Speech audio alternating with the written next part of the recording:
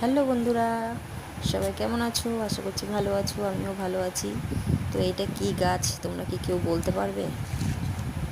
আমি শুনেছি এই গাছটার নাকি কোনো গুণ নেই।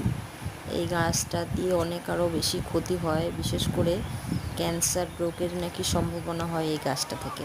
এটা কি সত্যি কথা? যদি সত্যি হয় তাহলে আমাকে জানিও, আর যদি মিথ্যা হয় তাহলেও জানিও। আর ওয়েদারটা দেখো, এখন তোমার ঘড়িতে বাজে 5:30।